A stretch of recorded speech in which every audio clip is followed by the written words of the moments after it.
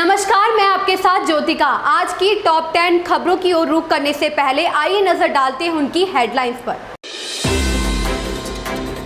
Delhi NCR में राहत की बूंदें, बिहार में फिर लौटेगा मानसून।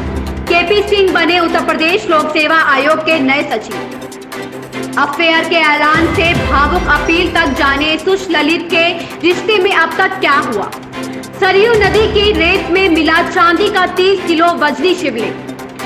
सर्वदलीय बैठक जारी, पक्ष और विपक्ष के कई बड़े नेता मौजूद। जल संरक्षण को जन आंदोलन बनाकर यूपी को खुशहाल बनाए।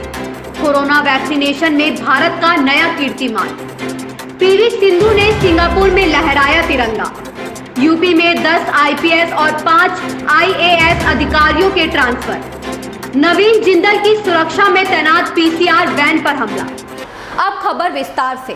लंबे इंतजार के बाद दिल्ली एनसीआर में बीते शनिवार से बारिश का दौर जारी है। लगातार हो रही बारिश से यहां के लोगों को गर्मी से काफी हद तक राहत मिली।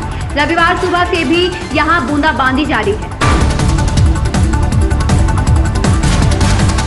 आईएएस खेमपाल सिंह उत्तर प्रदेश लोक सेवा आयोग के नए सचिव बनाए गए। फिलहाल सचिव पद पर कार्यरत जगदीश को विशेष सचिव आबकारी बनाया गया है। इसके अलावा शासन ने 5 अन्य आईएएस अधिकारियों का स्थानांतरण कर दिया है। इसी तरह अभिषेक आनंद को चित्रकूट का नया जिलाधिकारी बनाया गया है।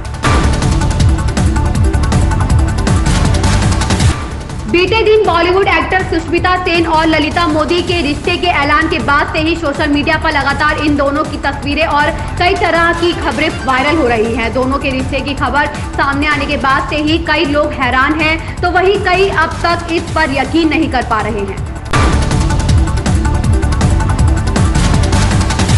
सावन के महीने की शुरुआत हो चुकी है और इसी बीच यूपी के मऊ जिले में सरयू नदी पुल के नीचे रेत में 30 किलोग्राम का चांदी का शिवलिंग मिला है। चांदी के शिवलिंग का मिलना लोग चमत्कार मान रहे हैं। सूचना पर पहुंची पुलिस उसे थाने ले आई। बाद में आचार्य उसे मंदिर लाए और उसका रुद्राभिषेक किया। संसद के कल से शुरू होने वाले मानसून सत्र से पहले सरकार द्वारा सर्वदलीय बैठक बुलाई गई है। इस बैठक में सरकार का प्रतिनिधित्व वरिष्ठ केंद्रीय मंत्री राजनाथ सिंह, राज्यसभा में भाजपा के नेता पीयूष गोयल और केंद्रीय संसदीय कार्यालय मंत्री प्रह्लाद जोशी कर रहे हैं। भूगर्भ जल सप्ताह के दौरान राज्य सरकार ने प्रदेश के गांव-गांव में भूजल संरक्षण की योजनाओं को जन जन तक पहुंचाने और इसे जन आंदोलन बनाने की बड़ी तैयारी की। रविवार को मुख्यमंत्री योगी आदित्यनाथ ने इस अभियान को गति देते हुए 5 कालिदास मार्ग से डिजिटल भूजल रथ को फ्लैग ऑफ किया।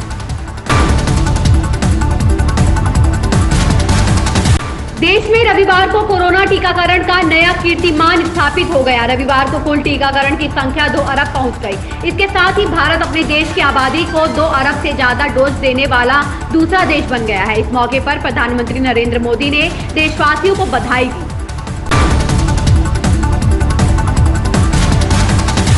भारतीय बैडमिंटन स्टार पीवी सिंधु ने सिंगापुर ओपन के फाइनल में चीनी खिलाड़ी को हराकर खिताब अपने नाम किया है। पीवी सिंधु ने 3 सेट तक चले फाइनल मैच में चीन की वांग जी यी को 21-9, 11-21, 21-15 से मात दी। इस साल यह सिंधु का चौथा खिताब है।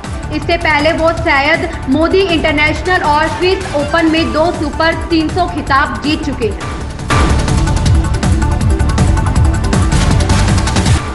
कन्नौज में एक धार्मिक स्थल पर मांस के टुकड़े फेंकने के बाद हुई आगजनी और तोड़फोड़ की घटना को प्रदेश सरकार ने गंभीरता से लिया है। इस मामले में कन्नौज के जिलाधिकारी और पुलिस अधीक्षक को हटा दिया गया है। दोनों को प्रतीक्षारत रखा गया।